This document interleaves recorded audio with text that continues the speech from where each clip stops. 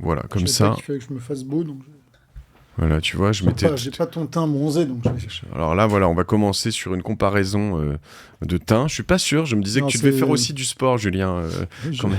Oui, Hein? ouais, je sais, mais je suis un jeune père, donc en ce moment un peu moins. Julien... Julien David. Julien David, oui, je l'avais pas... En fait, comme C'est j'ai dur, pas... hein, Julien Comme David et oui, Nick Lach. et voilà, c'est ça. Et comme j'avais pas le petit tiret dans le Julien David, eh ben tout d'un coup j'ai bugué pour savoir si c'était Julien David Nitlech ou Julien David Nitlech. Julien David. Nick Voilà, Lach. ok Julien David. Je suis ravi de te rencontrer. Bienvenue Enchanté. chez OVNI, chez Cosa Vostra, dans tout cet écosystème ici. Écoute, on était en train un peu de se présenter rapidement, mais autant le faire avec ce micro, puisque c'est un peu le principe de ce qu'on construit avec OVNI. T'es un des premiers d'une série qu'on voudrait faire avec nos confrères, parce que c'est toujours assez particulier cet univers du VC, du venture capitaliste, de l'investissement. Moi, je l'ai connu pendant presque 20 ans de l'autre côté de la barrière. En passant de ce côté de la barrière, on découvre pas mal de choses. Déjà, j'ai découvert une chose, on va en parler si ça t'intéresse, mais qu'en fait, le financier, que quand toi, t'es entrepreneur, tu ne vois que comme financier.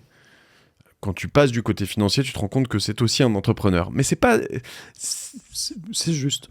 Enfin, il y a quand même un vrai business, quoi. Tu as des clients, des fournisseurs, j'exagère un peu, mais tu vois, Non, tu mais dois c'est lever de vrai. l'argent, tu dois en gagner, tu dois faire des choix, tu dois recruter des gens, tu dois avoir une belle marque. C'est pire, j'ai 2 clients, moi. Parce que j'ai le client qui sont mes investisseurs, hein, Ouais. qui investissent de l'argent, qu'il faut que j'arrive à convaincre et puis à qui je montre de belles réussites.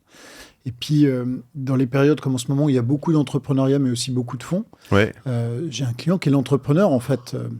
Il y a aujourd'hui, sur les belles boîtes, beaucoup de fonds prêts à investir. Donc aujourd'hui, nous sommes autant la demande que l'offre. Ouais. Ils ont besoin d'argent, mais ils en trouvent toujours. Donc aujourd'hui, il y a une demande de la part des entrepreneurs d'être accompagnés par des gens qui apportent de la valeur outre l'argent. Donc j'ai un business pire, j'ai un business où j'ai que des clients. Intéressant. Et on va venir sur ce point précis aussi. Est-ce qu'il faut attendre de son VC au-delà de plus que de l'argent? Parce qu'il y a quand même des débats là-dedans, hein, c'est vrai. L'idée, c'est aussi de réfléchir, d'essayer de comprendre comment un VC évolue, parce que vous êtes sur la deuxième vie de ce fonds, Iris. En tout cas, même si toi, tu es là depuis un bout de temps, tu as racheté le fonds à ses fondateurs il y a 4 ans maintenant, c'est ça? 3 ans, 3 ans. mi-2021, on est 3, Ouais. Kurt, Eric et moi-même, nous sommes associés pour prendre le relais des fondateurs. Et donc voilà, je trouve ça intéressant de voir un peu comment tu revends un business comme ça, puisqu'on vient de dire que c'était un business. Et aussi, je trouve intéressant, et c'est pour ça on est content de faire cette série avec Arnaud, Augustin, de découvrir comment on est... ces termes à la con, coopétiteur, confrère, compétiteur. Tu vois, c'est difficile de se placer parce qu'à la fois, on doit tous aller chercher de l'argent chez des LP. En tout cas, on va proposer à des investisseurs d'investir chez nous parce qu'on fait les choses bien. On doit tous trouver les bonnes allocations dans les bons deals. Et à la fois, souvent, on se retrouve autour de la table ensemble avec des intérêts totalement convergents. Et puis de temps en temps, on va en chercher certains aussi pour leur dire « Tiens, tu viendrais pas avec moi là-dessus, je veux être lead, je veux pas être lead. » Donc nous, l'intérêt, c'est aussi chez OVNI de se dire on est le new kid on the block et on veut que les gens se disent « Bon, en co-investisseur, on aimerait bien le new kid on the block parce qu'ils sont cool et que voilà, parce qu'ils sont smart. » Et à la fois, de temps en temps, on voit... on l'a vécu avec surtout les Américains, là, en ce moment, quand tu es sur un deal très hot, c'est qui ce connard? Non, et t'es obligé de te batailler avec ton entrepreneur pour dire attends, c'est moi qui t'ai bien scouté en premier, je t'ai présenté machin, je pense qu'on peut t'apporter autre chose, etc. Mais donc c'est un peu de tout ça dont j'aimerais parler. Ça te va dans les grandes lignes? Avec plaisir. Bon, cool. Julien David, je te propose d'abord de me raconter peut-être qui tu es et ce qu'est Iris, ses spécificités, le edge de Iris Capital. Donc, moi, je suis Julien David. Pour pas prendre de risque, JD, ça t'évite JD. de tirer ou ça t'évite de dévier vers certains de mes marche. confrères qui statistiquement sont plus nombreux. Donc moi je suis JD, écoute, qu'est-ce que je peux te dire sur moi? Que je suis sorti d'école d'ingénieur à la fin des années 90, que j'avais pas de grand plan dans la vie et que j'ai fait un choix qui était d'entrer dans la tech. On était en 98-99, il y avait un peu un panneau clignotant qui disait la tech, les startups, etc. Mais c'était très jeune. Et moi... j'avais 2 choses qui m'animaient. D'abord, j'avais grandi dans une famille qui développait des activités commerciales, des commerces, des business. Donc, j'aimais bien ça. J'aimais bien ouais, tout à fait. Donc, j'aimais bien développer, faire grandir des choses, vendre. Et de l'autre côté, j'avais fait des études d'ingénieur très sérieuses. Tu t'es perdu à Polytechnique, c'est ça? Oui, perdu. En tout cas, j'y suis arrivé. Après, j'étais un peu perdu. J'ai mis du temps à comprendre un peu ce que j'allais en faire de ça. C'est des histoires perso. Mais, et moi, parce que tu peux tout faire après. Et puis, en plus, on me dit plein de trucs super. Tu peux tout faire, t'es champion, etc. Moi, j'ai toujours eu du mal avec les compliments. Et je voulais faire quelque chose qui avait du sens. Donc, et puis j'aimais bien la physique, moi j'aimais bien tout ce qui était mécanique des fluides, voiture, et puis tout ce qui était électronique, informatique. Tout d'un coup j'ai eu cette vision de génie que la voiture, dans 20 ans ça n'existerait plus, hein. Je suis un visionnaire, la preuve, vous voyez bien que dans la rue en ce moment il n'y a vraiment pas de voiture. Et en revanche, je me suis dit que la tech allait transformer le monde, que c'était un truc. Et puis moi, j'aimais bien les BD, les trucs. Enfin, il y avait un truc très transformant. Je me disais que ça allait être une révolution. Et c'est vrai qu'on peut le dire. Tu vois, regarde, on se parle sur un podcast. Je regarde tout ce qui t'entoure là. Enfin voilà, je rêvais de moi de ces choses-là. Donc je me suis engagé dans la tech. Je suis allé coder, faire du codage PHP MySQL en me demandant si j'étais entrepreneur, si ça. Et bon, au début, j'ai fait du conseil en strat, digitalisation des grands groupes, etc. C'était début des années 2000, donc c'était sympa. Après, je voulais pas rester en France parce que les conditions électorales, pour la première fois, ressemblaient un petit peu à l'actualité de ce jour. Donc, je m'étais dit, on va peut-être voir d'autres pays. Donc, j'étais parti aux États-Unis, où là, j'étais entré dans un grand groupe qui est Orange. Il me proposait précisément de faire du business développement aux États-Unis. Donc, analyser des sujets de marché locaux, voir ce qu'on pouvait développer en Europe à partir de ça, ou développer des activités aux États-Unis. Ok, donc assez large en fait. Ouais, c'était assez large. Donc j'ai fait ça à New York. J'ai vécu surtout la life pendant 2 ans et demi à New York, que j'ai adoré. Et puis de fil en aiguille, j'ai fait beaucoup de choses chez Orange. J'ai dirigé pas mal d'activités, des partenariats stratégiques entre Orange et des gens. À l'époque, on parlait de convergence, de voix sur fixe, voix sur mobile. Donc on était encore loin d'où on est aujourd'hui. De voix sur IP, c'était le début. Et puis moi, il y avait un sujet qui me passionnait, qui était les devices, les terminaux. Tu vois, aujourd'hui, c'est une évidence qu'on a tous des iPhones, mais toi et moi, on a un peu de cheveux gris. On se souvient d'un monde où il y avait des Nokia série 40, où tu jouais à Tetris, série 60, où là, c'était le luxe, tu avais des Palm 5, et je voyais bien que ce truc-là, c'était le futur. Moi, ça me passionnait, et puis j'en avais besoin. Mais tu t'imaginais un monde où ça allait un peu converger et devenir ce qu'on a aujourd'hui, qui sont des tablettes.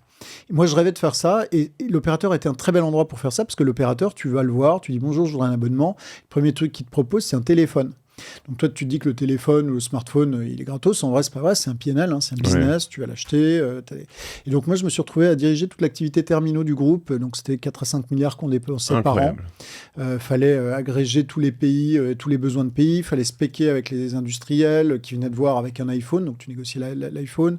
Qui venaient de voir avec Android que tu voulais déployer en Asie. Donc je voyageais en Asie pour convaincre les constructeurs d'embarquer Android à l'époque. C'était pas évident. Et puis tu spéquais, t'embarquais des services, et puis à la fin, tu faisais des campagnes marketing à l'époque avec, je sais pas, Christina Aguilera sur le Walkman, et des trucs comme ça. Donc j'ai fait ça pendant quelques années, c'était assez génial, c'est devenu très gros, hein, parce que le device, c'est un truc fondamental pour l'opérateur. J'ai fait des rendez-vous j'ai un de mes sponsors qui est Samsung, ce qui explique tous ces Samsung que j'ai. J'ai fait des rendez-vous et des conventions ou des événements avec Samsung et Orange, juste B2B, et tu vois les volumes... le nombre de téléphones en fait que Orange écoule pour des constructeurs comme ça, c'est hallucinant, c'est pharaonique. Tu as été exposé directement à ce qu'était mon métier il y a 15 ans. Extra. Donc j'ai fait ça jusqu'au début des années 2010, où là je faisais même des joint ventures entre Orange et Deutsche Telekom, qui sont là aussi des grands accords, des pactes sur comment on va travailler ensemble, etc. Et puis là ça devenait très gros. Je voyais le COMEX du groupe Orange, c'était des structures très complexes, très politiques. Et moi, ce que j'aimais, c'était faire des trucs simples et les développer. Donc je me suis dit que c'était le moment de tenter autre chose. Tu t'es pas vu aller dans le COMEX, c'était pas ton délire? C'était pas du tout mon délire. Okay. Tu peux faire d'énormes choses avec des grands groupes, mais les forces à déplacer en interne sont énormes. Versus une start-up, où tu peux faire des petites choses, mais tu es extrêmement léger. Il n'y a pas de monde parfait. Tu peux avoir d'énormes moyens et te dire je vais faire des trucs incroyables, c'est quand même très lourd à porter. Tu peux être une toute petite structure extrêmement agile. Tu peux marcher qu'à la vitesse de tes pas et pas encore à la vitesse d'un vaisseau amiral. Donc voilà, donc là j'ai sauté, puis en 2010-2011, tu veux, tu avais la deuxième révolution après le web, qui était la révolution des plateformes. Les plateformes mobiles, la 4G, les plateformes Internet, Instagram, Facebook, Google, qui ont été en 2008, et bizarrement, juste c'est important dans les temps que nous vivons aujourd'hui, en 2000, web, crise financière, en 2008, crise financière, plateforme. qui ont été la deuxième véritable révolution que j'ai vécue. Et là, si tu veux, tous mes copains, mes proches, lançaient des startups sympas. Ils lançaient des startups sur la marketplace de jeux vidéo, ils lançaient des startups sur la voix, sur IP, sur ton mobile. Et tous venaient me voir parce que j'avais la chance d'avoir l'air intelligent, comme je savais tout ce qui se passait sur le middleware, le hardware et le software. Ils avaient tous des questions et ça a été le bref moment de l'histoire du temps où j'avais des réponses. Donc soir et week-end, parce que je dormais pas beaucoup, je faisais ça et à force d'en accompagner, tu pars avec l'eau du bain. Je quittais Orange début 2012 et puis j'ai rejoint une aventure. Parmi les startups que j'accompagnais, il y avait une boîte américaine qui s'appelait Aperian, qui était une startup qui faisait du déploiement d'applications mobiles en mode cloud. Donc là, maintenant, ça a l'air évident tout ce que je dis, mais en 2012, imagine, tout le monde commence à avoir des iPhones. On se dit, mais j'ai eu un iPhone à Noël, est-ce que je peux l'utiliser au bureau, ce qu'on appelle le BYOD, Bring Your Own Device. Et toi, tu es un employeur et tu dis, bah ouais, mais je voudrais quand même sécuriser ton téléphone, pouvoir avoir des applis dessus. Nous, on faisait une solution en cloud qui te permettait de déployer un App Store, je sais pas moi, OVNI ou un App Store Cosa Vostra, où en fait, tu trouverais tes applications métiers dans un espace dédié, tandis que sur le reste de ton téléphone, tu aurais ta life. C'est une boîte qui avait été financée par Kleiner Perkins, Bessemer et Northbridge. Et moi, je me suis retrouvé, en fait, j'étais en train de faire du ski en break et tout, et bien, j'avais fait 3 slides sur, déployer des applis sur le mobile, c'est le futur de l'entreprise. C'était que des sujets que j'avais révisés au bac. Donc, je me suis retrouvé au téléphone, parce que j'avais pas de WebEx, j'avais pas d'Internet, à pitcher des slides que j'avais faites à des mecs qui s'appelaient des VC, que je ne connaissais pas. Et quelques heures plus tard, les Américains m'ont rappelé en me disant « Écoute, JD, it's great. Nous, on a 2 millions à déployer en Europe. Pourquoi vous ne faites pas une filiale européenne ?» J'avais fait ça avec un copain. Et puis, vous vous mettez à vendre ce produit en Europe. Donc, du jour au lendemain, je me suis retrouvé d'un grand groupe où il y avait 200 personnes, j'avais 5 milliards, j'avais un attaché case et toutes ces conneries, rien, une structure à construire, une filiale, un peu d'argent, et puis voilà, aller vendre cette des lessive. parts aussi, du coup, tu te filais des parts, tu ouvrais une filiale. Oui, il y a un petit truc, okay. C'était un petit truc filialisé, etc. On avait fait un petit deal. Moi, je bricolais, je connaissais rien, tout ça au départ. Et donc, j'ai fait ça 1 an et demi. Là, c'était génial, c'était hyper léger. Hein. Ils fabriquaient des trucs aux US. Moi, je prenais la solution. J'avais une petite structure pour pouvoir vendre, pouvoir déployer. C'était un truc qui se déployait en une demi-journée. Puis voilà, il fallait faire un pipe, des clients. Du coup, j'ai appris la vente. Alors, pendant les 3 premiers mois, j'ai été nul. J'avais plein de rendez-vous, je scorais 0. Donc, à l'été 2012, j'ai commencé à me dire peut-être que l'entrepreneuriat, c'est compliqué. Et heureusement, le stress, ça marchait bien et je me suis mis à vendre. Alors, est-ce que juste, ça m'intéresse est-ce qu'il y a pourquoi tu étais nul ? Est-ce que c'est parce que tu faisais trop de rendez-vous et que tu n'étais pas assez dans l'exé ? Quelles sont les grosses différences entre vraiment très technique de boulot au quotidien quand tu passes de chez Orange avec 400 personnes à 2 dans ton truc ? Alors, sur la deuxième question, je vais mentir, je vais dire je me souviens pas du tout de ta question, il n'y a pas de différence, c'était super. Sur la première partie de la question, qui était qu'est-ce qui marchait pas et qu'est-ce qui a fini par marcher, qui est quand même une façon de te répondre. Dans un grand groupe, les responsabilités sont très diluées, les tâches sont très saucissonnées, c'est du taylorisme quand même. Sur une start-up, tu fais tout et tu dois apprendre vite à être efficace. Ton temps t'appartient, mais à la fin, tu es mesuré à ce que tu as ramené ou pas ramené. Hein. Et si tu n'as pas créé, en fait, il y a un moment où tu es juste un poids.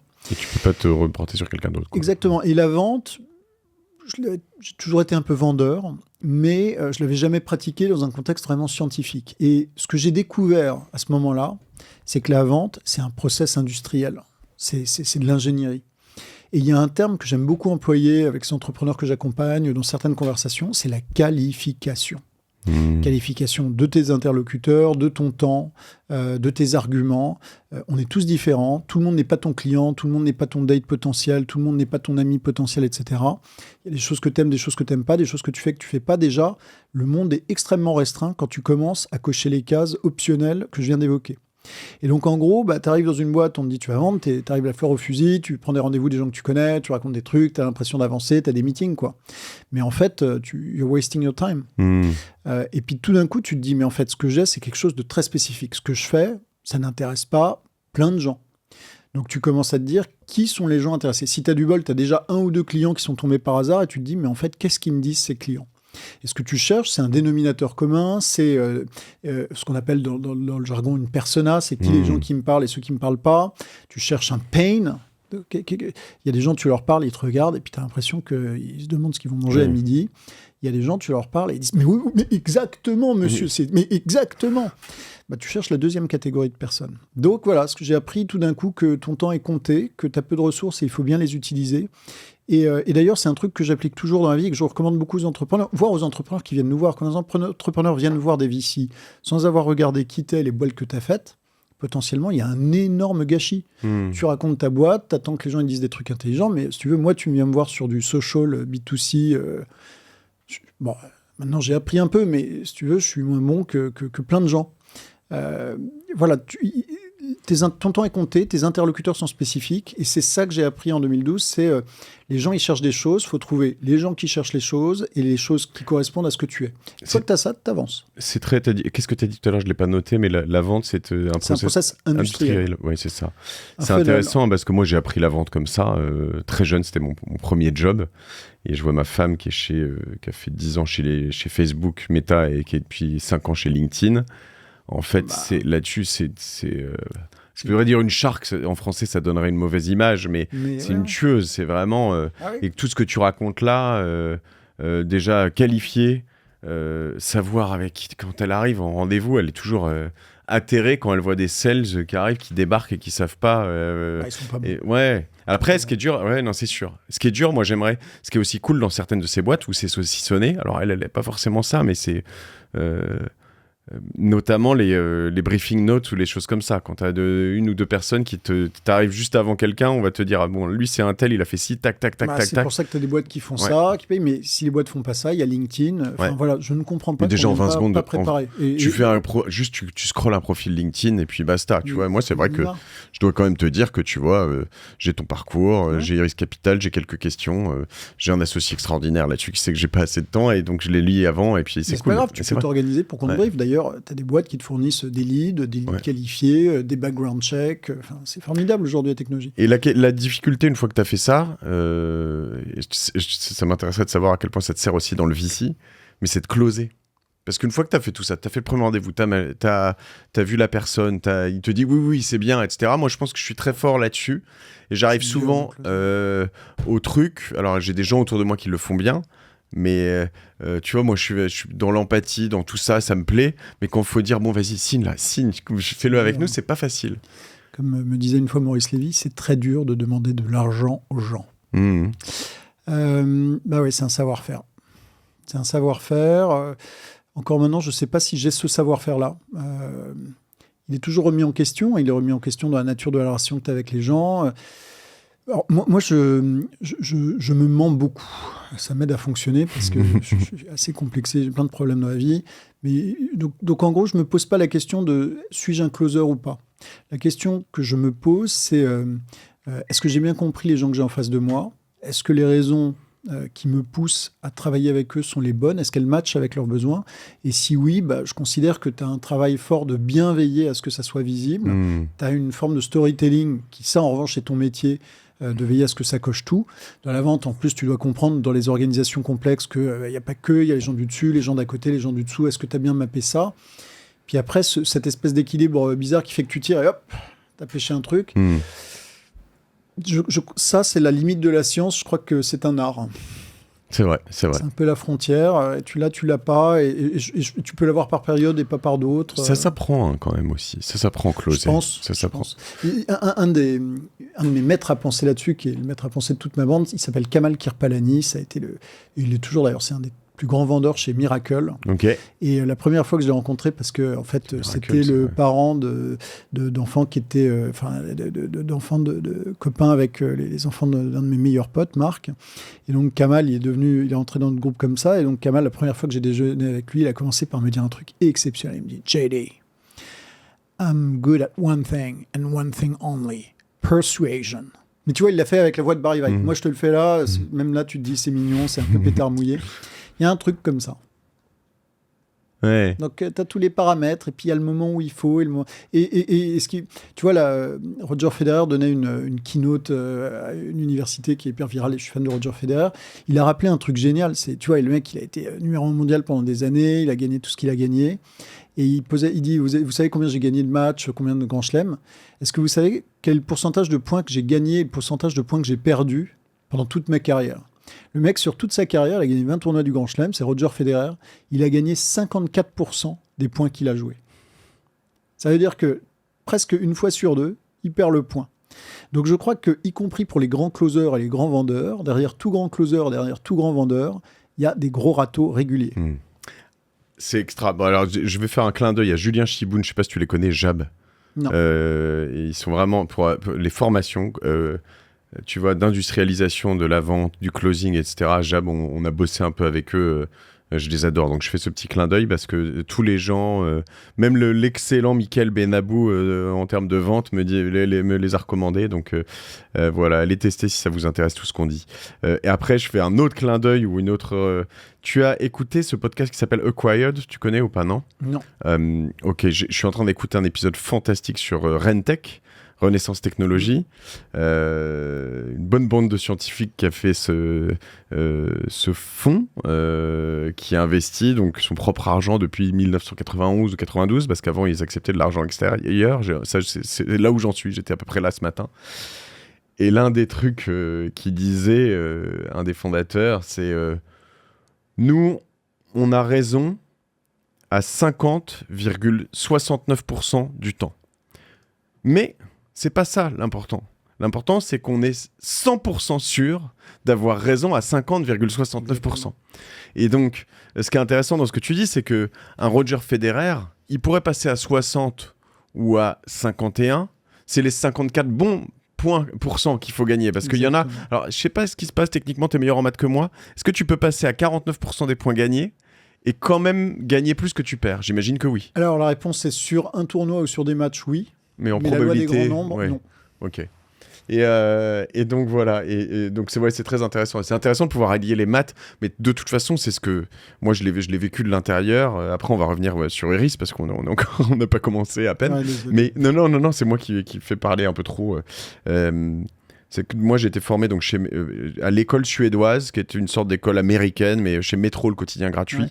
Et c'était vraiment l'armée de sales. Tu vois, tu commençais télésales au téléphone. Après, tu allais faire des rendez-vous un peu dans la rue. Et moi, après, j'étais key account et ils te faisaient progresser très vite. C'est un peu comme chez Procter en France où, tu vois, c'est des écoles où ils te font passer par toutes les étapes. C'est l'école de gladiateurs. Exactement.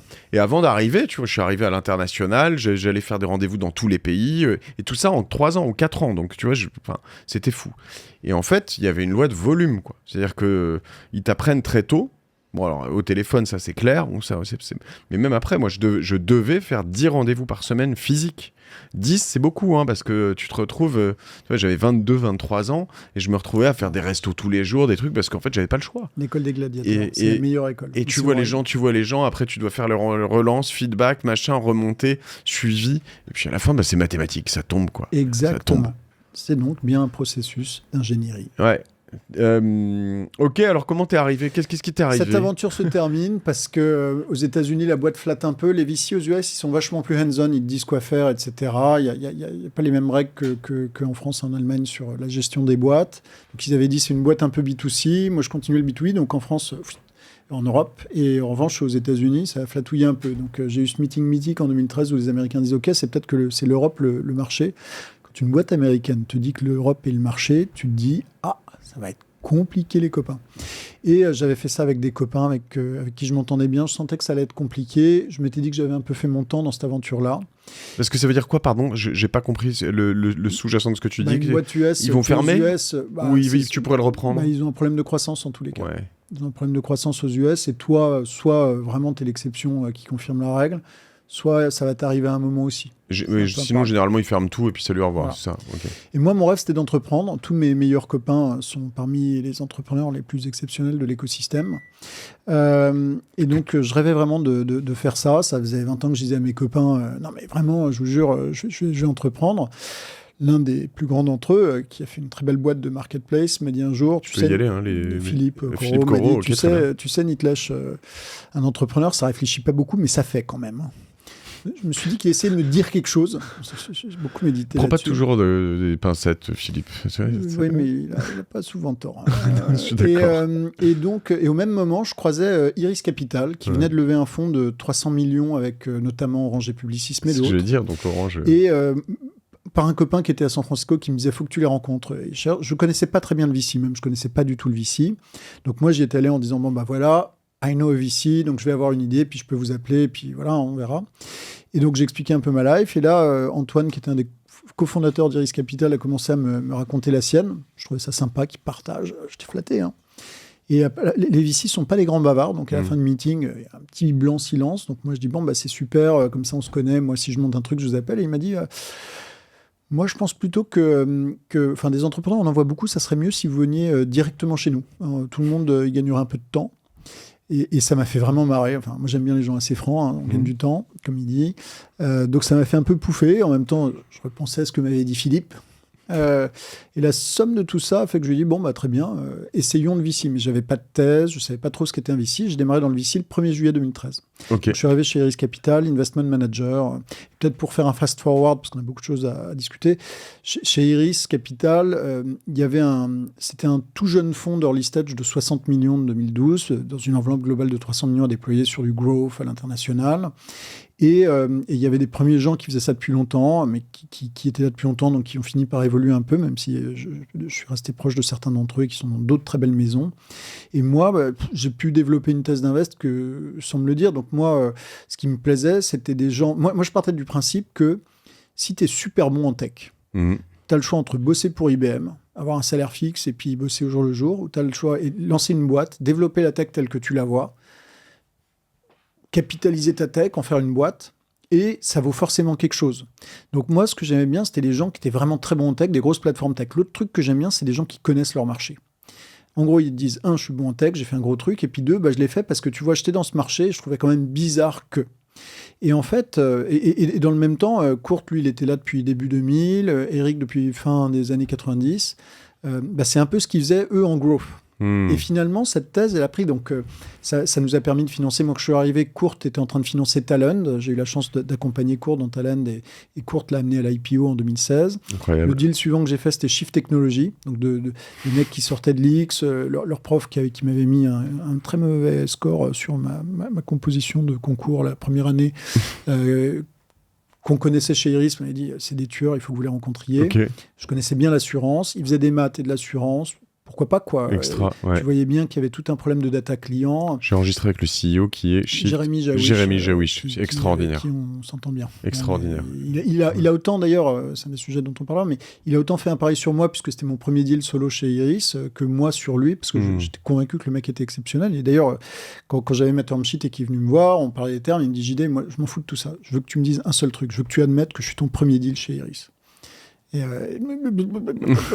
Bon, d'accord, voilà. Il dit ok, comme ça c'est clair. Toi tu prends un pari sur moi, moi je prends un pari sur toi. C'est comme ça qu'on bosse. Et ça me permettra de répondre un peu plus tard aux questions que tu évoquais sur les compétitions, sur les tours, etc. Chacun ses philosophies. Je te donnerai la mienne, mais cet exemple l'illustre bien. C'est pas toi qui choisis les boîtes, c'est les boîtes qui te choisissent. Point barre. Donc voilà, donc de fil en aiguille, j'ai pu faire des Shift Technology, j'ai pu faire des Linayex en Allemagne, donc du logiciel, des mecs qui sortaient de DHL qui disaient pour suivre les applications que j'avais déployées sur mon SI, j'avais rien, donc j'ai fait un SaaS qui suit ça. Je l'ai financé peu de temps après Shift, début 2015. Belle aventure, puisqu'on l'a vendu l'an dernier 1,2 milliard à SAP. Moi, j'étais le tout premier investisseur avec Capnamic en Allemagne. J'ai pu faire des Staffbase aussi en Allemagne, qui sont des très grosses boîtes maintenant, des Exotech, des Monk, des Hermis. Donc la thèse Call, c'est toujours des grosses plateformes techno très verticales. Et c'est également ce que font Kurt et Eric. Donc de fil en aiguille, j'en ai fait beaucoup. Ça a commencé à prendre un peu de valeur dans le portefeuille. Puis en 2019-2020, les fondateurs, ils s'approchaient de la limite d'âge, ils voulaient transmettre la société de gestion. La transmission, c'est jamais simple. Le marché a beaucoup bruissé de transmissions qui ne sont pas faites, qui ont généré de très beaux VC ou qui se sont faites. Nous, ça a été un peu compliqué, mais ils voulaient vraiment le faire et ça s'est bien fait. Donc à l'été 2021, Kurt, Eric et moi-même avons pris le relais de la société de gestion. Ok. Pour comprendre donc, la société de gestion... Donc pour ceux qui connaissent moins cet univers, c'est la société qui gère les fonds. Hein. Donc exactement. Elle est chez, par exemple, OVNI, principalement Arnaud et Augustin. Et puis on est 3-4 à graviter autour, avec quelques pourcents, mais ils doivent avoir, j'ai même plus le chiffre exact, 60 ou 70%. Et puis nous, on a le reste. Donc c'est une société comme une autre qui gère des fonds, qui prend des fees tous les ans sur les fonds gérés et un carry. Ce qui doit être compliqué à valoriser là-dedans, c'est que il y a de l'argent potentiellement à venir sur des investissements passés, en plus qui sont des investissements que tu as fait toi. Enfin, alors, quand tu es investisseur et que tu n'es pas dans la société de gestion, tu as quand même aussi des bouts de carry pour toi. Mais ça doit quand même être assez compliqué à calculer la valeur à venir de ce truc-là, non ? Alors, je croyais que tu étais un super vendeur, mais là, tu parles tout de suite de prix. C'est pas très romantique, je suis un peu choqué. Moi, je veux savoir. Je regarde la porte. Il y a plein de règles pour valoriser des sociétés de gestion. La règle la plus établie quand même, c'est que tu valorises l'actif net consolidé. Okay. Donc, c'est une fonction du temps. Une société de gestion, elle vaut plus cher quand elle a déjà des fonds sous gestion, qui sont des fonds en plus plutôt en début de période, parce qu'ils ont des fees, donc ils sont des flux de trésorerie, qu'en fin de période, où les fees, comme tu le sais, quand on sort de la période d'investissement, ne sont pas les mêmes, sont plus réduites, donc le chiffre d'affaires de la société est plus faible. Pour revenir à ce que tu disais, donc effectivement, une société de gestion, c'est une société comme une autre, dont le job, c'est en fait de lever des véhicules financiers qu'elle va investir et de vivre en fait son PNL, son chiffre d'affaires. Ce sont les fees qu'elle arrive à prélever des fonds qu'elle a levés. Le kicker de performance, qui normalement revient aux individus et non à la société, mais effectivement, dans beaucoup de cas, la société elle-même, notamment en France, où il faut acheter beaucoup de parts, est portée par la société. Le kicker, c'est effectivement le carried interest, qui lui a vocation non pas à être porté par la société de gestion, mais par les individus. C'est quand même l'upside qui fait que, en tous les cas, moi, c'est ma croyance, je pense que c'est systématique. Et des parts A, parce qu'évidemment, les fonds, ils vont te demander d'avoir le même niveau d'intéressement. Donc, toi, à ton petit niveau et avec ton petit portefeuille, il va falloir que tu achètes des parts des fonds pour que les gens qui investissent dans ton fonds se disent que... C'est du skin in the game, voilà. Donc, pour revenir sur la société de gestion, l'actif net consolidé, c'est facile. Tu regardes à un instant T, tu vas avoir les fonds sous gestion qui représentent effectivement une manne à un instant T. Tu vas avoir éventuellement les parts de sociétés en portefeuille, enfin les parts de portefeuille et non de sociétés en portefeuille, qui eux sont valorisés également à un instant T parce que tu fais tes valorisations. Ça varie en fonction des uns et des autres. Donc c'est une façon parmi d'autres de valoriser une société de gestion. Tu peux avoir aussi des sociétés de gestion qui ne portent pas de part A, donc là c'est un objet beaucoup plus léger. Il y a autant de modèles. Là comme je me retrouve aussi à m'occuper de France Invest, de la commission Venture et Growth, ça a été un sujet qu'on a abordé un peu qui est comment on valorise les sociétés de gestion, comment elles se transmettent. Et en fait, tu ne seras pas surpris de découvrir qu'il y a autant de modèles de valorisation de parts de sociétés de gestion que de sociétés de gestion. Ce qui est à peu près le cas dans tous les univers de société, dans l'absolu. Mais je voulais un peu creuser ça et en effet, j'avais pas forcément vu le fait que dans beaucoup, les carrides sont portés par les personnes et pas forcément la société. Donc, trois bonnes années pour la transmettre entre la prise de décision et l'arrivée. C'est ça, tu m'as dit ? Non. Ok, je croyais que c'était vers 2016-2017. En 2019, on a commencé à faire ce plan, mais c'était un plan plutôt dans le temps instauré, parce qu'il faut sortir des fondateurs, donc racheter leur part, et puis il y a un instant, enfin, tu prépares un peu ça, tu transmets. Non, la transmission, à partir du moment où on l'a acté, tu rachats de part, nouveau mandat, nouveaux mandataires sociaux, et pouf, tu continues. Donc ça y est, tu te considères comme entrepreneur maintenant ? Alors, oui, c'est simple. Tu t'es allongé, c'est ton psy. C'est simple, ma femme m'engueule 2 ou 3 soirs par semaine parce qu'elle en a ras-le-bol de mes emmerdes de boulot. Ma qualité de vie est déplorable. Alors qu'avant, je pouvais faire des trucs, c'était sympa. Investisseur, c'est sympa. Gestionnaire, un peu plus difficile. Et puis, il y a toujours plus de questions qu'il y a de réponses. Donc oui, j'ai l'impression que sur beaucoup d'aspects, et puis il faut assurer l'avenir de la société. Donc oui, sur beaucoup d'aspects, je pense que Kurt, Eric et moi-même sommes bien des entrepreneurs. Et d'ailleurs, donc on a repris la société à l'été 2021 et on a fait un premier closing de fonds à 100 millions 4 mois plus tard. Fin d'année 2021. Qui n'était pas commencé. Incroyable. Sur la base de la performance qu'on avait réussi à faire les 10 dernières années, qui était pas mal des chiffres, des exotech, etc. Et sur ce fonds, il était important pour moi que les gens en qui j'ai cru, avec qui j'ai bossé, je leur propose le projet. Et tous, ils ont répondu oui au rendez-vous. Yanis Dadot, qui est un ami, a investi. Jawish aussi a cru en nous. Enfin, plein d'entrepreneurs avec qui j'ai bossé qui ne sont pas forcément des gens qu'on a financés. Et chacun de ceux qui étaient en portefeuille, je déjeunais avec eux et je leur ai dit un truc une fois. Et ça a fait beaucoup rigoler. Celui qui a le plus rigolé, c'est Yanis, d'ailleurs. J'étais sincère, je voudrais m'excuser. Tu vois, ça fait 4, 5, 6 ans qu'on bosse ensemble, tu as des problèmes, je dis viens on va déjeuner, on déjeune, tu m'expliques tes problèmes, je te dis tu devrais faire ci, tu devrais faire ça, et puis tu me dis c'est intéressant, je vais réfléchir, toi tu t'en vas, moi je m'en vais, je vais faire un tennis, et je me dis quand même, Nitlech, c'est la caution, tu vois, je suis là pour les entrepreneurs, mais Si tu veux, aujourd'hui, c'est à mon tour. Je déjeune avec des gens, ils me disent tu devrais faire ci, tu devrais faire ça. Je dis c'est intéressant. Et puis maintenant, je suis de l'autre côté. Je vois qu'après, je rentre chez moi et j'ai autant d'emmerdes. Donc en fait, je dois m'excuser parce que j'ai vraiment cru à un moment que j'étais vraiment utile. Et ça a fait. Enfin voilà. Je crois que c'est un truc comme ça, l'entrepreneuriat. C'est pas facile. C'est pas facile. Après, je trouve que ces moments de partage entre entrepreneurs, ils sont tellement importants. Quand quelqu'un t'ouvre un peu. Tu vois, moi, je participe à un truc alors que tu connais peut-être pas ou de loin qui s'appelle le Bootstrap Club, donc d'entreprises qui sont bootstrappées. Mathieu Lolland, comme nous, l'essentiel des entreprises qu'on a développées, enfin une bonne partie était bootstrappée. Et en fait, c'est un peu comme le Galion finalement, d'ailleurs, mais dans le feed WhatsApp, il y a beaucoup d'échanges qui sont un peu ça, tu devrais faire ci, tu devrais faire ça. Et en fait, c'est toujours intéressant de voir des angles différents sur des problématiques que beaucoup vivent, en fait, quoi. Et je sais pas, là, une des dernières en date, c'était est-ce qu'il faut payer pour aller sur Bismart ou BFM TV. Bon, voilà, j'ai mon avis, je le garde pour moi. Mais non. Et comment qu'est-ce que je voulais te dire, qu'est-ce qui s'est passé dans cet univers de l'investissement en 10 ans? Qu'est-ce qui a complètement changé? Est-ce que c'est la fin de la tech? Est-ce que c'est la fin d'un cycle? Est-ce que c'est toujours la fin d'un cycle? Il y a 5 ans, c'était déjà. Est-ce que, tu vois, on a quand même l'impression qu'il y a pas mal de choses qui sont un peu essoufflées. Le SaaS B2B, puis avant les marketplaces, puis voilà. Est-ce que, même en étant entrepreneur, il y a des endroits où tu dis, putain, où est-ce que je vais pouvoir trouver une place là-dedans? Il y a des moments, moi, sur mes podcasts, notamment, je voyais des renouveaux assez intéressants où tu te disais, tiens, c'est drôle, dans plein d'univers, ceux qui arrivent sur le mobile, ils sont en train de disrupter ceux qui avaient fait la même chose 8 ou 10 ans avant sur le web. Tu voyais ça sur Bourseau avec eToro, tu voyais ça sur même les banques avec Lydia qui allait complètement disrupter les banques en ligne, et puis plein de plateformes de vente en ligne avec Le Bon Coin qui est... Le Bon Coin, c'est un peu... Ouais, quoique si. Tu vois ce que je veux dire? Ou Vinted qui allait même... Écoute, alors, je t'avouerais qu'il faut que je réfléchisse un peu à la question parce qu'elle est différente de d'habitude. Il y a des choses qui sont immuables. Des nouveaux outils, une opportunité de marché, un pragmatisme nécessaire à avoir une vision qui, elle, n'est pas pragmatique, mais à savoir qu'il y a des passages obligés, être 1, 2, 5, 10 employés, consolider des clients, développer de la techno, ne pas pouvoir tout faire en même temps. Donc, du point de vue des règles du jeu, rien ne change. Ce qui change, d'abord, c'est l'environnement.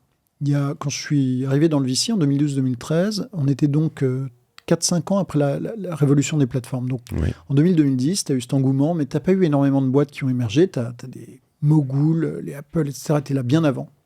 Entre 2000 et 2010, Salesforce, Mythic, qui est là, mais plus vraiment... Enfin, tu as eu une première génération de web, et finalement, le financement de l'entrepreneuriat, c'était quand même assez random et assez lucky.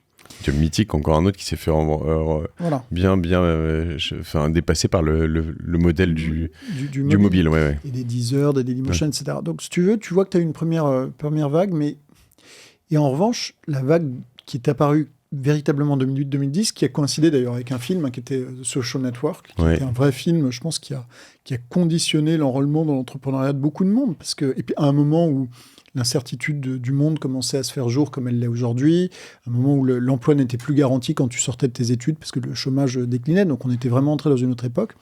L'entrepreneuriat a pris du sens et au même moment, les infrastructures, les outils sont devenus accessibles. Au début des années 2000, lancer une boîte en ASP, qui est l'ancêtre du cloud, coûtait 100 000 francs, 200 000 francs. ASP.NET, donc si tu veux, tu avais une espèce de hockey stick curve. Comment la surmonter? Et à part quelques boîtes que nous avons financées comme Kiriba à la fin des années 2000, nous on est entré en 2011-2012, qui maintenant sont des boîtes qui font plusieurs centaines de millions d'euros de chiffre d'affaires, plusieurs centaines de millions d'EBITDA, qui sont incroyables. À l'époque, si tu veux, c'était très rare de voir des acteurs comme ça, qui pour nous ont été des réussites faramineuses, et on les accompagne encore maintenant, parce que c'est des boîtes qui sont passées à plus d'1 milliard, et qui valent maintenant beaucoup plus. Mais il y en avait très peu. À partir de 2008-2010, tu as cette génération d'entrepreneurs comme Jérémy, des shifts, des data écoutes, date de financement 2013, des boîtes. La première pour moi assez emblématique, c'est Covoiturage de Blablacar. Donc si tu veux, tu vois comment de 2008 à 2012, 2015, 2016, tu as une génération d'entrepreneuriat qui a connu, je dirais, un coût optimal d'implémentation des outils, un ratio coût des outils sur le cloud, création d'une solution, accessibilité de la solution à des clients par des outils qui n'existaient pas avant, qui les rendaient viralisables et disponibles partout dans le monde, qui a été un gain monstrueux. Tu as eu une culture d'entrepreneuriat qui s'est instaurée où on a pu matcher les fameuses technical skills avec une vraie opportunité de marché. Tu as eu un vrai amplificateur d'opportunités qui fait que des boîtes ont pu devenir internationales plus vite. Et donc, si tu veux, entre 2012 et 2020-2022, je pense vraiment que tu as eu une espèce de 10 années dorées de croissance. Et d'ailleurs, quand tu regardes l'histoire du financement de la tech, la période 2008-2019 est la période la plus longue sur cette courte histoire qu'est le financement de la tech, sans crise majeure, avec une hausse continue, sans réévaluation. Et en vrai, en 2019, ça aurait pu s'ajuster. 2020, le Covid t'a fait croire que tu passais à zéro. Et en fait, il y a eu encore plus d'argent à déployer. Et toutes les licornes dont on parle aujourd'hui, les back market, les miracles, les machins, ont tous atteint des statuts de méga stars entre 2020 et 2022. Donc, ce qui a changé entre 2012 et 2022, même 2008, c'est l'apparition d'une vraie génération à succès. Non pas que les précédentes ne l'étaient pas. Xavier Niel, ça me paraît plutôt pas mal du tout, voire assez incroyable. Mais simplement, ça a pu se disséminer. Tu as eu plus d'histoires à succès parce que l'opportunité, l'accessibilité de l'opportunité, la culture, tous les éléments étaient réunis.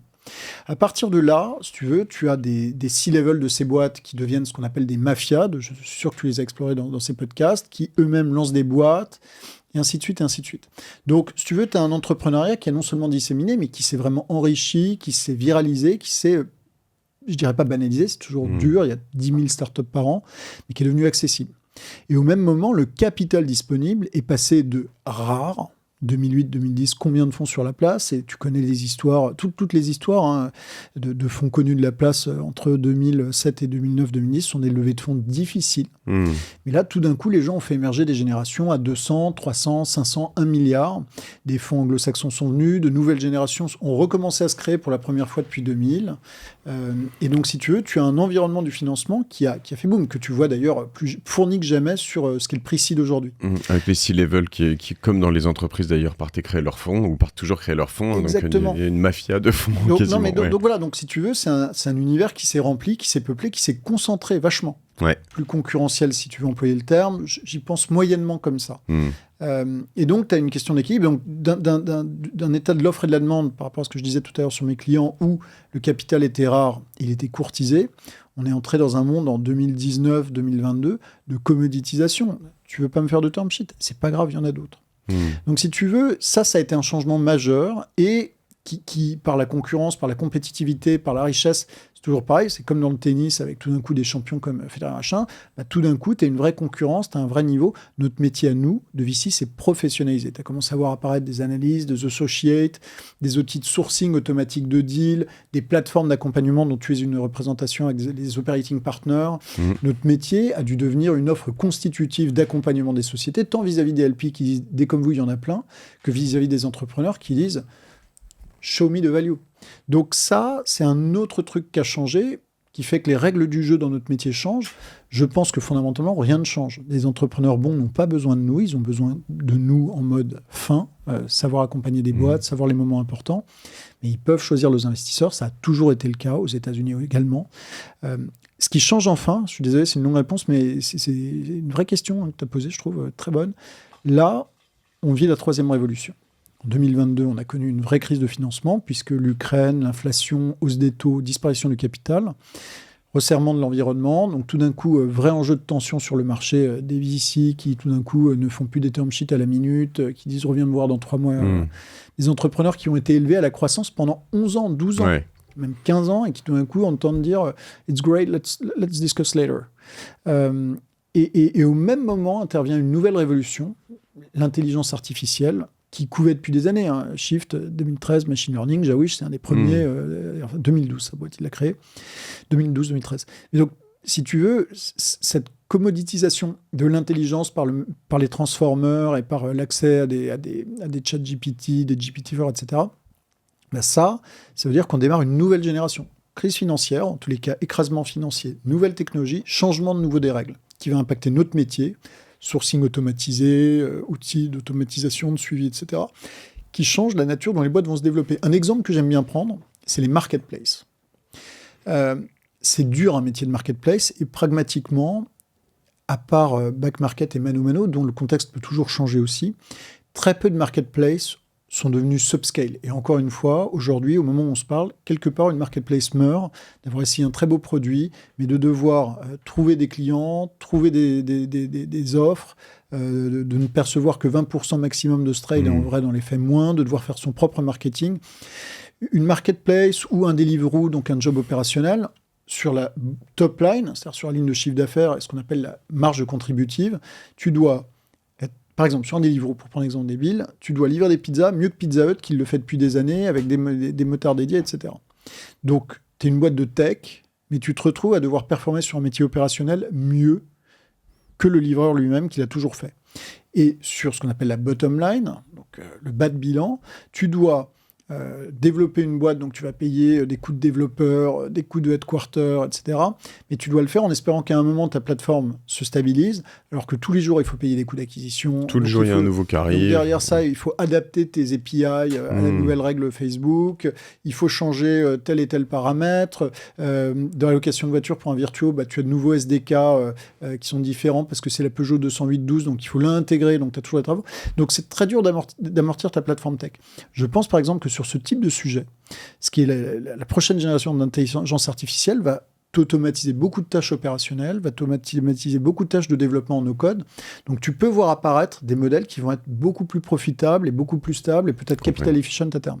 Donc j'espère avoir démontré que à la fin, c'est toujours de l'entrepreneuriat, c'est toujours des gens brillants qui ont une vision, qui la poursuivent au quotidien en étant pragmatiques, qu'il faut lever de l'argent quand on a besoin et ni trop parce que tu prends des valeurs trop élevées, que le marché peut se retourner et ni pas assez parce que tu peux revenir trop tôt sur le marché, qu'il faut être bon, qu'il faut bien comprendre la tech. Mais ce qui change, c'est que les outils se renouvellent à chaque fois.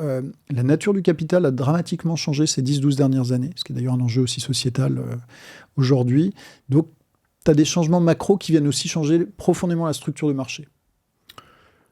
Super intéressant.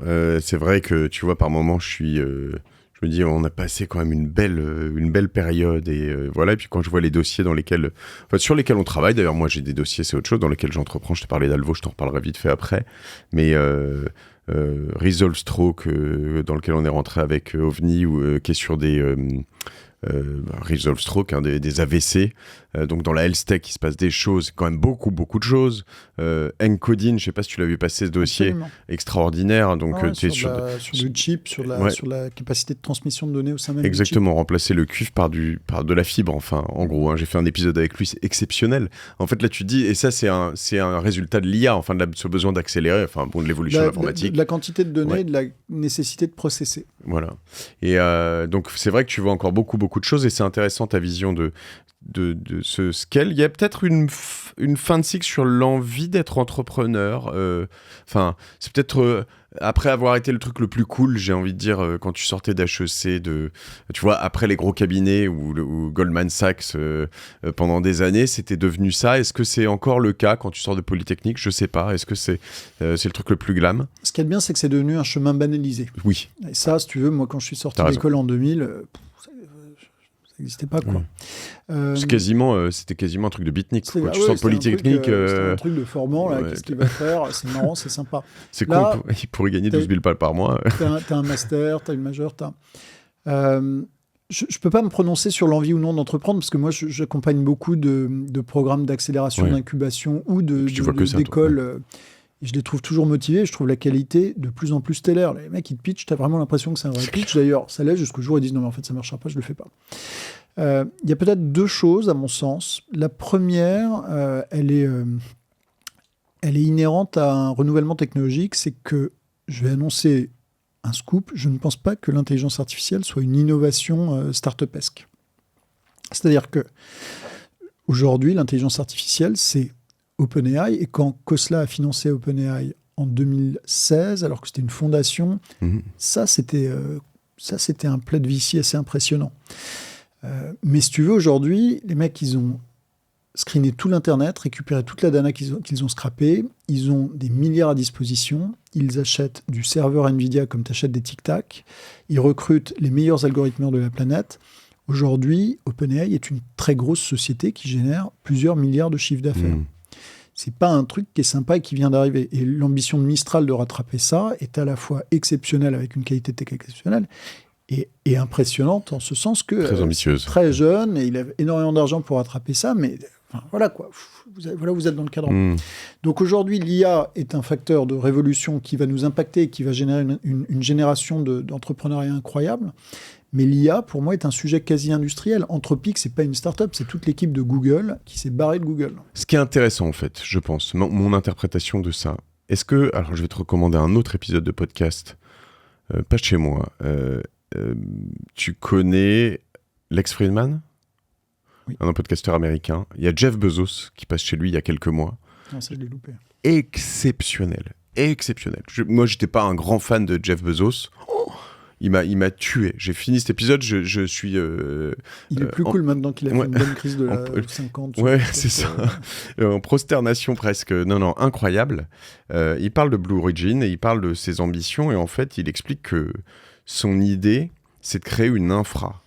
Exactement. Et donc, une infra pour aller dans l'espace. Il dit, moi, en fait, je veux pas envoyer des fusées comme ça. Il dit, alors comme Elon Musk d'ailleurs, je trouve ça intéressant, ils disent, on a ouvert cette zone-là, dans l'humanité, après 60 ans où elle était fermée.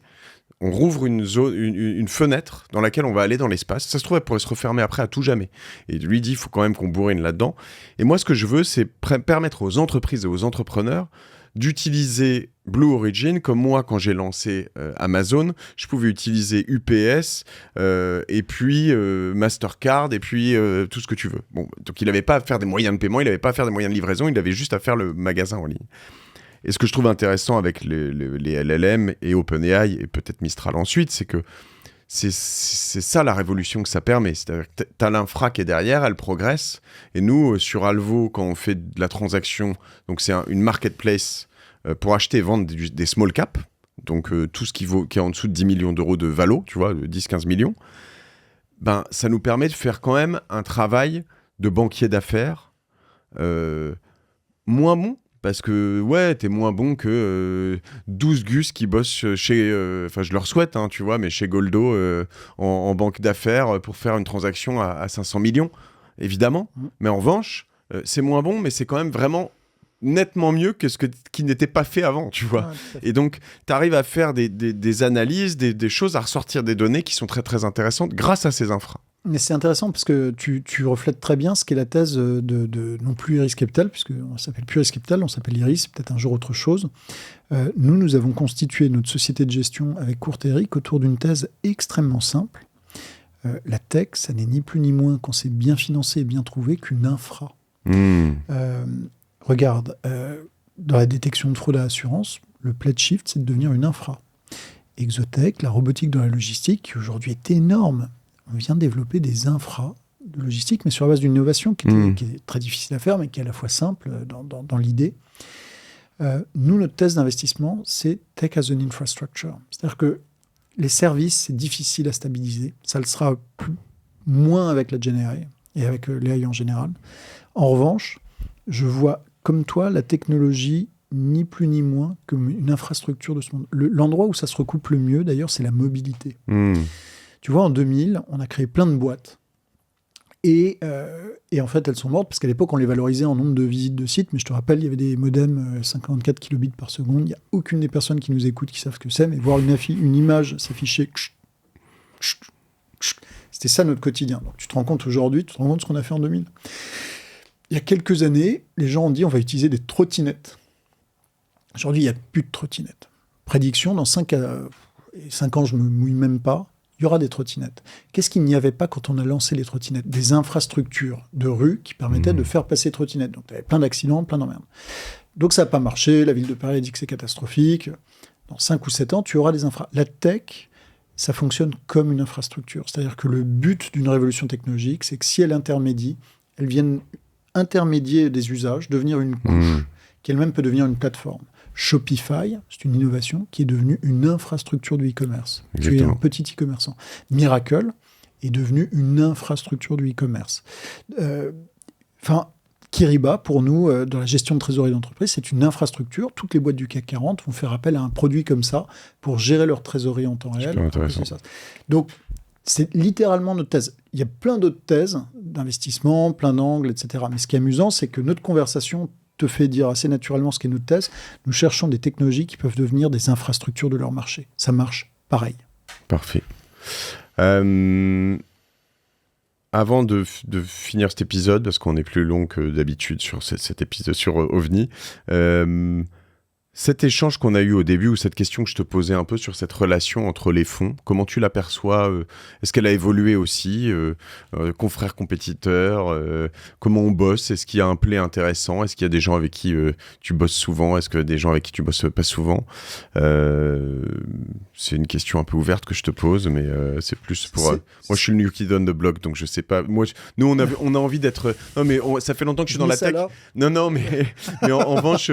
non, on a plutôt on en parlait hier avec Arnaud, parce qu'on a par exemple un LP qui arrive qui est plutôt assez connu et qui débarque chez nous, et on est très content de l'avoir. Et puis on en a eu un autre qui était encore plus connu, qui est pas venu, et on se dit mais lui il est exactement dans ce qu'on veut. Je crois qu'on essaye nous d'avoir une approche très ouverte. Est-ce que c'est naïf? Non, parce qu'on n'est pas complètement naïf, mais un peu, et de se dire en fait nous on est plutôt assez partageurs et assez dans un état d'esprit ouvert. Ce qui n'est pas le cas de tous les gens qu'on voit dans le game, mais il ne faut pas non plus fantasmer, il n'y a pas trop d'affreux requins. Mais peut-être que je me trompe, je ne sais pas comment tu vois tout ça, comment tu bosses historiquement avec tes confrères. Il y a plein de façons d'adresser ce sujet. Bon, d'abord, nous aussi, nous avons été, il y a 10 ans sur leur listage, un new kid on the block, même il y a 11 ans. Moi, je suis entré dans ce métier il y a 11 ans, j'étais personne et je suis toujours personne, enfin, je ne vois pas la différence, c'est juste, il y a 11 ans, comme toi, on est arrivé sur ce marché. Donc, tu peux faire des choix, mais déjà, se la raconter, c'est difficile. Déjà, c'est un métier où se la raconter, c'est difficile tout court. Expliquer pourquoi tu as des boîtes qui réussissent ou qui ne réussissent pas, je ne vois pas en quoi tu peux t'attribuer un quelque mérite, alors que c'est des entrepreneurs qui créent et défendent les boîtes. Ce que tu as eu, c'est la chance de les accompagner. Donc c'est très dur d'abord de s'imaginer qu'on est meilleur ou moins bon. Qu'est-ce que ça veut dire dans ce métier être meilleur ou moins bon? À la fin de notre métier, il y a 2 composantes qui permettent de définir l'évaluation d'un VC. Sa performance vis-à-vis des LP et sa performance, je dirais, sur les boîtes accompagnées vis-à-vis des entrepreneurs qui cherchent des success stories. Et sa réputation. Bon. Donc, tu n'as pas intérêt à prendre un élément négatif sur ta réputation. Hein, tu peux le faire de 2 façons. En ayant des attitudes ou en te comportant mal. Et la performance, elle se fait au fil du temps.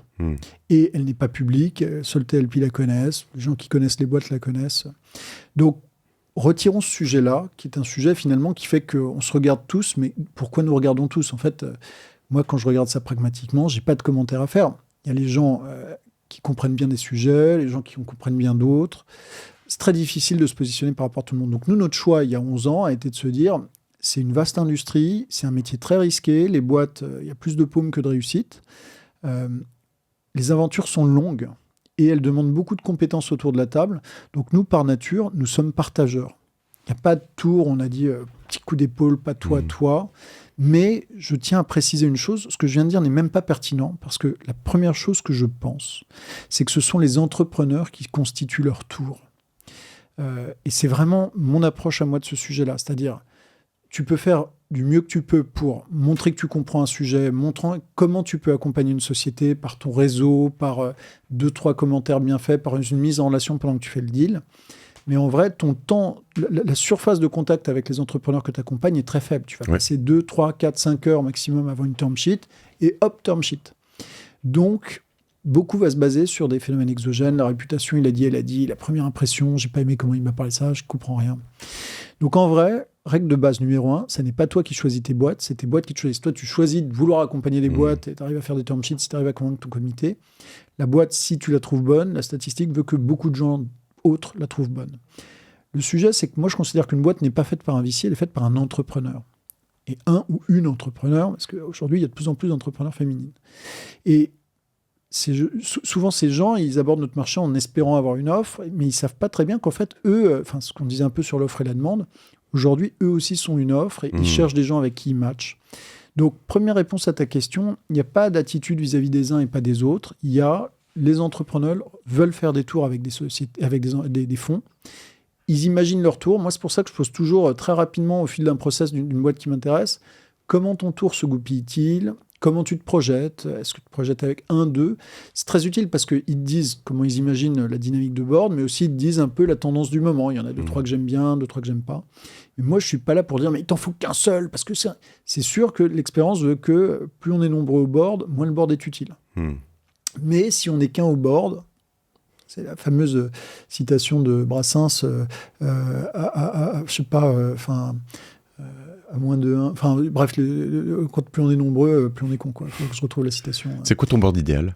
Pardon, combien? Il n'y a pas de board idéal, ça dépend des boîtes et ça dépend du stade de la boîte. Sur une boîte jeune, si tu es plus de 2, 3 au board, ça fait déjà beaucoup de conversations. Si tu es une boîte très mature, les gens se sont accumulés. D'ailleurs, ça ne me choque pas quand les entrepreneurs me disent t'es plus aussi important dans la cap table, ça a été super.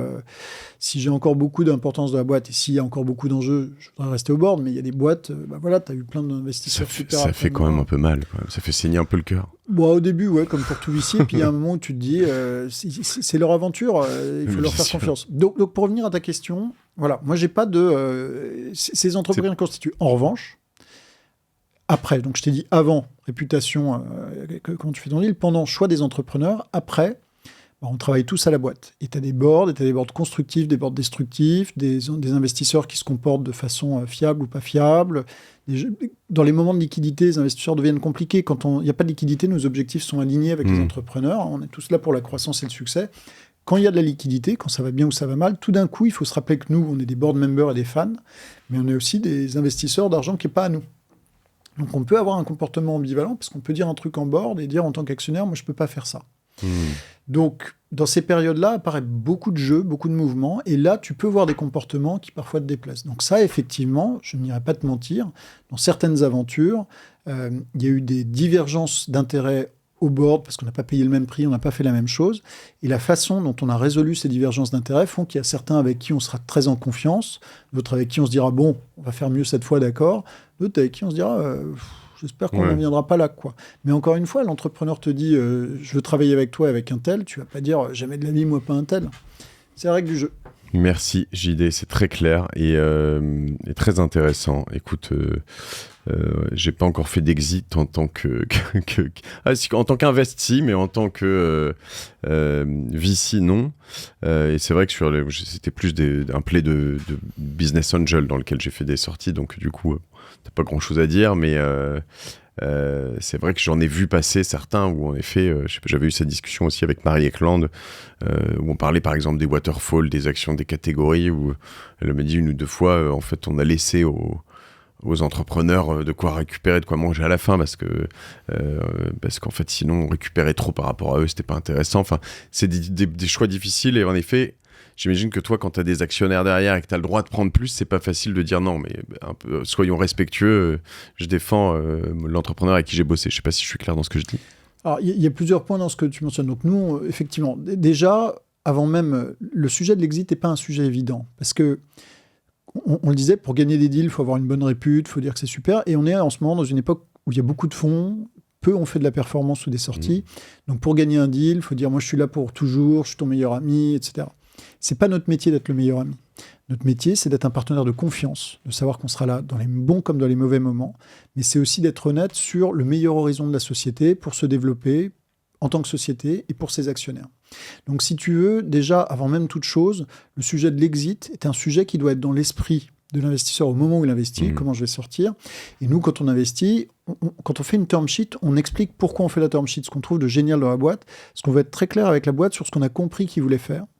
Et je leur dis, le truc le plus important, c'est pas la valo, pas le machin, c'est ce qu'on a compris de votre projet, de ce que vous voulez en faire, parce que nous, c'est le plan qu'on a impacté, c'est le plan qu'on va soutenir, et c'est là-dedans qu'on s'imagine en termes de développement de société et un jour de liquidité. Donc déjà, au moment même de l'investissement, que ça marche ou que ça marche pas, qu'il y ait des conflits d'intérêts entre les entrepreneurs et les investisseurs ou pas, bien plus tard, quand tu investis, il faut comprendre que nous, on investit pour une durée de temps quand même plus courte que l'infini. C'est important parce que nous, là, en l'occurrence, on a eu beaucoup d'exits ces derniers mois, des boîtes qui ont été sorties en stratégique par SAP pour 1,2 milliard, des boîtes qui ont été acquises par Double Verify. Si tu veux, chacun des entrepreneurs pourra te dire, on a travaillé énormément à la construction de valeur, mais aussi on a eu régulièrement des stratégies de check. Est-ce qu'on va bien dans la bonne direction? Est-ce que vous voyez le faire longtemps ou pas longtemps? Parce que derrière ça, il y a une question pour la boîte, pour l'intérêt optimal de la boîte, mais aussi pour l'intérêt optimal de ses actionnaires, qui est un sujet que tu dois avoir en filigrane en tant que dirigeant. Une fois que ça c'est dit, au moment où une exit se concrétise, d'abord, elle ne se concrétise pas. Une exit, ça se crée. Tu vois des gens être intéressés, tu vois des gens te dire il faudrait qu'on fasse plus. Mais entre le moment, c'est comme la vente tout à l'heure pour closer, entre le moment où quelqu'un dit je voudrais te faire une offre, il faut qu'on se fasse quelque chose, et le moment où tu as une bonne offre que tu peux accepter, il y a énormément de travail proactif de la boîte et de son board pour structurer un process, voir si tu prends une banque ou pas, la mettre en concurrence. Que la boîte aille très bien, auquel cas c'est un deal compétitif ou il y a une négo. Que la boîte aille très mal, où là tu dis écoutez ça va mal, on a déjà refinancé 1 ou 2 fois, il va falloir sortir parce que sinon la boîte va au tapis et nous on ne pourra rien. Donc le fait de penser à une exit, c'est aussi un phénomène déclenché ou à déclencher en fonction de la situation de la société. Et ça, c'est un travail de collaboration et de confiance avec l'entrepreneur. L'entrepreneur ne doit pas avoir peur qu'à chaque board, en fait, toi, tu te dis quand est-ce que je vais sortir. C'est que tu n'es pas le bon investisseur. Et tu ne peux pas investir en disant dans 2 ans, je sors, alors qu'on fait de l'early stage avec les aventures. Moi, je suis avec Jawish depuis 2014. En fait, nos 10 ans. La troisième chose, c'est donc les cas d'exit haut. En général, il n'y a pas trop de problèmes, même si tu en as. Voilà, mais encore une fois, quand tu as de l'argent, il peut y avoir. Tu découvres des vrais comportements. Moi, j'avais plus, moi, j'avais moins, je ne suis pas content, ça, je trouve, signe pas. Et tout entrepreneur pourra te raconter des aventures où certains investisseurs sont comportés différemment au dernier moment. Le cas que tu évoquais, et là, j'espérais enfin répondre à ta question, c'est le cas de figure où on a une exit pas top, un entrepreneur qui s'est donné du mal ou une entrepreneur qui s'est donné du mal. Et il faut quand même sortir. Et l'entrepreneur fait le travail de trouver un deal, structurer la boîte, et t'appliques la waterfall. Et en fait, les investisseurs récupèrent X étant inférieur à la mise initiale. Et l'entrepreneur te dit, moi, je suis laissé pour compte. Dans ces moments-là, il y a une vraie question, parce que l'entrepreneur peut très bien te dire, moi, j'ai pas intérêt à... J'arrête là. Hein. Et d'ailleurs, moi, comme tout jeune investisseur qui avait des exits, j'ai eu mon entrepreneur, que j'embrasse au passage, Philippe, qui m'a dit juste avant le dernier meeting de négo, je vais faire le meeting de négo, mais pour le clore, en fait, tu viens, moi je m'en vais, puisque moi je gagne pas d'argent, donc je m'en vais. Donc là, tu es dans une situation délicate, parce que d'un côté, tu dois réévaluer le deal, toi tu veux que le deal se fasse. Si la boîte continue et s'il se barre, la boîte coule, donc tu es quand même très dépendant des entrepreneurs. Ce que je dis toujours aux entrepreneurs, quand on discute les clauses de liquidité, qui disent, mais vous pouvez pas me forcer à vendre la boîte, je leur dis, mais rassure-toi, tu veux pas vendre la boîte, tu viens habillé en carnaval de Rio au premier meeting avec un acheteur potentiel, tu ne vendras pas la boîte. Donc je ne peux pas te forcer à vendre la boîte dans la pratique. En revanche, on se met d'accord sur le fait que s'il y a des difficultés ou s'il y a besoin, on peut faire ce travail-là. Et donc tout ça pour dire, au moment où l'entrepreneur te dit « j'y retrouve pas mon compte », toi, tu as à la fois un intérêt humain, tu sais que ce sont des aventures humaines, et un intérêt professionnel. Tu as le choix entre récupérer un peu d'argent et en pas en récupérer du tout. Donc d'un côté, tu as intérêt quand même à prendre sérieusement en compte les enjeux. Si tu fais ce métier, c'est pour accompagner des gens, c'est pas pour faire fortune, la stat elle est contre toi. En revanche, chaque centime que tu vas rerouter vers un entrepreneur dans ces situations-là, que tu n'orientes pas vers tes fonds à toi, c'est de l'argent en moins que tu rends à des gens qui te l'ont confié. Ouais. C'est pas moi qui suis en train de me dire je prendrai un peu moins, je te laisse un peu plus parce que je comprends pour ta peine. C'est sur ton propre argent. Tu dis juste, les gens ils m'ont filé 10, j'ai investi 5 sur toi, et là je récupère 2, et tu me demandes de récupérer 1,5. Donc c'est un équilibre délicat. Il faut regarder le 1,5 plutôt que le 2 au regard de 0. Mais en même temps, c'est ce qu'on appelle dans notre métier des libéralités. Tu ne peux pas en prendre what 1000. Donc il y a tout un travail. Mais normalement, d'une part, toi, tu as anticipé ce travail bien avant, parce que tu accompagnes les entrepreneurs, donc elles t'ont expliqué que la situation est difficile, et tu as dit que là, le but c'est de sortir, donc on va trouver une solution. Tu n'es pas là pour être punitif en permanence. Et les entrepreneurs aussi ont des ressources, ils ont des conversions. Les acheteurs, en général, soit ils achètent l'actif et ils s'en moquent de l'entrepreneur, et l'entrepreneur n'aura pas un package intéressant, pourra partir, etc. Ou en général, quand ils reprennent une boîte qu'ils veulent piloter par une personne qui connaît la boîte. Donc ils vont avoir un intérêt aussi à privilégier la présence des founders. À l'incentiver. J'espère que ça répond plus. Ça répond très très bien et très précisément. Quelques questions avant de te laisser. Déjà, on te suit sur LinkedIn, ça va Julien David Nitlech, Nitlech. Voilà. C'est donc, très rare. On mettra le lien sur la page de l'épisode. Vous, aujourd'hui, vous êtes en levée vous cherchez de l'argent Nous, on a closé un fonds d'early stage de 120 millions fin d'année dernière. On est en train de déployer. On est un peu en retard parce que le marché n'est pas facile. C'est vrai. Déploie en France et en Allemagne. Là, on a, je pense, une ou deux term sheets en cours. Donc, peut-être qu'on annoncera des trucs à la rentrée. Et on est en cours de levée, et c'est difficile, d'un fonds growth, puisque nous, chez Iris, outre le fait qu'on fait des plateformes tech, on fait du venture et du growth ensemble. Parce que quand tu regardes des boîtes venture, c'est bien de les regarder avec un œil de comment ça fait pour que ça soit gros. Quand tu fais des grosses boîtes, c'est bien de se faire challenger par de la croissance et de l'innovation. Donc là, on essaie de lever un fonds de growth qui plus gros, 300 à 500 millions, très franco-allemand aussi, puisque la troisième chose, c'est que nous, on est entre France et Allemagne. On a fait j'ai vu ça avec Kurt qui était parti aussi à Berlin. Et donc, vous allez là-dessus, les tickets pour rentrer sur un fonds de growth, c'est combien ? C'est beaucoup, non ? Oui, alors c'est une bonne question. Là, pour le moment, on est sur un premier closing. Donc, sur un premier closing, tu cherches des gros tickets. Donc, on tape des tickets 5 à 10 minimum et plus. Après, tu viens avec 2-3. Qui suis-je pour te dire non ? Je suis là pour aider. Mais effectivement, pour assembler des très gros véhicules, tu parles à une catégorie d'investisseurs un peu différente de financer un fonds venture, comme vous avez par exemple chez OVNI. Sur lequel on ouvre à 100. Ce qu'on a fait nous également sur le fonds venture. Et tu redescends pas après, ou tu permets à des gens si je viens avec 20 personnes et 2 millions, tu me laisses rentrer sur un SPV ? Oui, alors sur le SPV, c'est compliqué parce que nous, on veut des structures qui garantissent les appels de fonds. Si tu veux, nous, on a une boîte, on fait un appel de fonds et tu dis, alors attends, c'est compliqué. Si je te le garantis, il faudrait que je te le garantisse. Il faut garantir, et la garantie, c'est compliqué. Mais oui, fondamentalement, si tu veux aussi, l'investissement dans notre classe d'actifs, on a une petite classe d'actifs par rapport au PI, à la dette, et puis on n'a pas des retours très réguliers. Il faut attendre un peu, il faut que ça cocotte, et puis ça devient très gros. Donc si tu veux, investir dans le venture ou dans le growth, c'est un peu différent. Oui. Il y a des entrepreneurs qui investissent dans nos deux fonds, parce qu'on a une relation, parce qu'ils sont intéressés par les deux types d'actifs. Mais c'est vrai que le venture est toujours plus attractif, il est interactif, je vous envoie des boîtes en seed, on échange, ce que vous faites également, je pense, chez OVNI. Sur le growth, tu viens chercher peut-être, et puis tu fais levier sur des fonds beaucoup plus gros.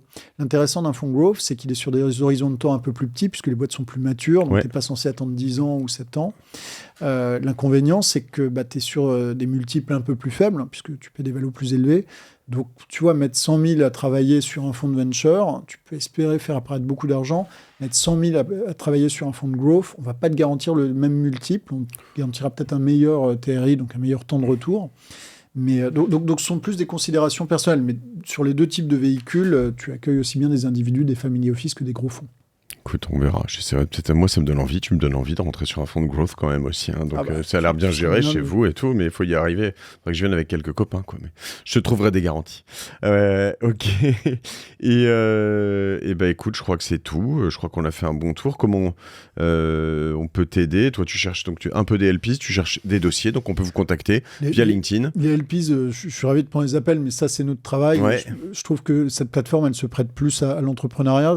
En vrai, je te dis, nous, on considère qu'on a un client qui est l'entrepreneur. On est là pour l'accompagner. En ce moment, on a un très beau fonds à déployer sur des très belles plateformes technologiques, très verticales, très ambitieuses. Toujours ravi d'échanger avec des entrepreneurs ou des confrères. Venez vers nous tous les deux, on fera des bons deals ensemble, je les enverrai aussi vers toute l'équipe. Bravo en tout cas, et moi je trouve aussi que Iris, j'étais content de te voir parce que je te disais que je connaissais Gilles Doucan qui était chez vous pendant un moment, et Gilles, je te salue si tu nous as croisés là. Nous te saluons, parce que... Gilles qui est resté un copain proche de l'environnement. Gilles, il a eu la chance, Gilles a été mon binôme pendant 11 ans. On est entrés ensemble chez Iris. J'étais petit et nerveux, il est grand et relax. Je fais du B2B un peu. Lui, il fait du B2C et des réseaux sociaux. Vrai. On a eu la chance d'avoir une génération de fonds exceptionnelle en 2012, des Netatmo, des Adjust, des Shift, des Linaex. Il a un bon karma, c'est ce que j'allais dire, tu vois. Et il a des sujets d'investissement qui sont plus sociaux, plus B2C. C'est là où il est exceptionnel. 40 ans, et il est parti poursuivre de nouvelles aventures, mais on reste assez proches et on l'embrasse au passage. Voilà, mais en tout cas, Iris, c'est un côté très rassurant, je trouve, avec des gens comme toi, comme Gilles, des gens derrière comme Orange et Publicis, donc c'est très bien. Merci, en tout cas, JD. Et puis, on te suit partout. Merci à vous tous pour ces épisodes. C'est assez marrant, j'ai pas mal de gens qui me disent « Mais oui, t'as reçu un tel, t'as reçu machin ». Alors sur Génération It Yourself, tout se confond un peu aujourd'hui, et moi, je m'éclate à faire...